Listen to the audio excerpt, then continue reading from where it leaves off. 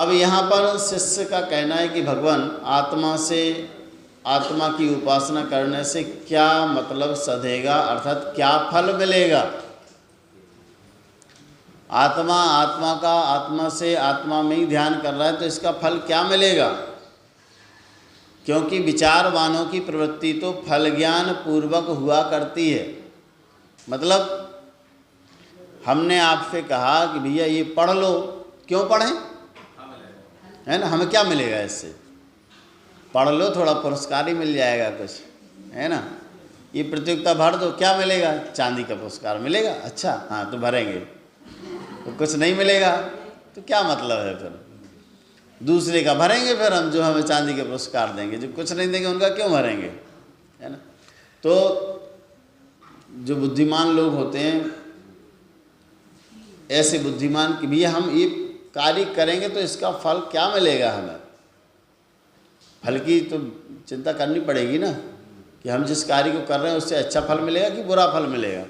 तो ये ध्यान करने से क्या फल मिलेगा, इस प्रकार से शिष्य ने पूछा है। तो कहते हैं, देखो कितने अच्छे समझाया है। अज्ञानो पास्ति रज्ञानम, अज्ञानोपास्ति रज्ञानम, ज्ञानम ज्ञानी समाश्रयः, ज्ञानम ज्ञानी समाश्रयः, ददाति यत्तु यस्यास्ति सुप्रसिद्ध मिदं वचः, ददाति यत्तु यस्यास्ति सुप्रसिद्ध मिदं वचः, अज्ञानोपास्ति रज्ञानम, ज्ञानम ज्ञानी समाश्रयः, ददाति यत्तु यस्यास्ति सुप्रसिद्धमिदं वचः, अज्ञानोपास्ति रज्ञानम, ज्ञानम ज्ञानी समाश्रयः, ददाति यत्तु यस्यास्ति सुप्रसिद्धमिदं वचः।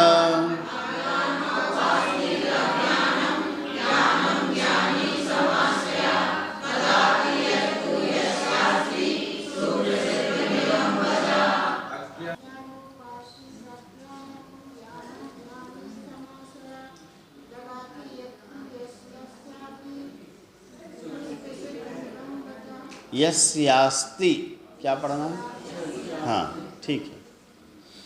कह रहे हैं आचार्य भगवान, अज्ञान उपास्ति अज्ञानम, अज्ञान उपास्ति, उपास्ति उपासना है ना। अज्ञानी की उपासना करोगे तो क्या मिलेगा, अज्ञानम, अज्ञान उपास्ति अज्ञानम। अज्ञानी की उपासना करोगे, उसके पास रहोगे, उसके पास जाओगे तो अज्ञान ही मिलेगा। ज्ञानम ज्ञानी समाश्रयः, और ज्ञानी समाश्रयः, ज्ञानियों के पास जाओगे तो ज्ञानम ज्ञान मिलेगा। अज्ञानी की उपासना करोगे तो अज्ञान मिलेगा, और ज्ञानी के आश्रय में रहोगे तो ज्ञान मिलेगा। ददाति यत तु यस्य अस्ति, यस्य अस्ति, यत जिसके पास, यस्य जिसके पास, यत अस्ति जो है, यस्य जिसके पास में, यत अस्ति जो है, तू तो वह ददाति देता है। जिसके पास जो होता है वह देता है। सुप्रसिद्धम इदम वचः, इदम वचः यह वाक्य सुप्रसिद्धम सुप्रसिद्ध हैं। बोलते हैं ना, जिसके पास जो होता है वह देता है। दुष्ट व्यक्ति की संगति में जाओगे तो दुष्टता सीख जाओगे, सज्जन व्यक्ति की संगति में रहोगे तो सज्जनता आएगी। अज्ञानी के पास में रहोगे तो अज्ञान मिलेगा, ज्ञानी के पास में रहोगे तो ज्ञान मिलेगा। तो इस बात को यहाँ क्यों कहा आचार्य भगवान ने,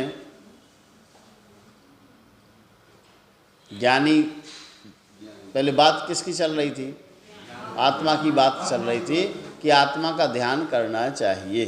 तो शिष्य ने कहा कि उससे क्या फल मिलेगा? आत्मा का ध्यान करेंगे तो क्या फल मिलेगा? तो फिर आचार्य भगवान ने सीधा सीधा नहीं कहा, बताया कि अज्ञानी के पास रहोगे, ज्ञानी के पास रहोगे, आत्मा का ध्यान करोगे तो किसको पालोगे?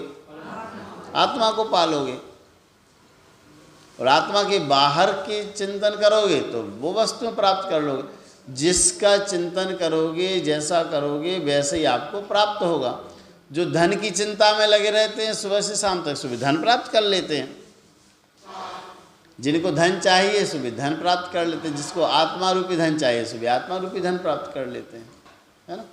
एक बार और देख लें, फिर चाचा जी सुनाएंगे, ठीक है।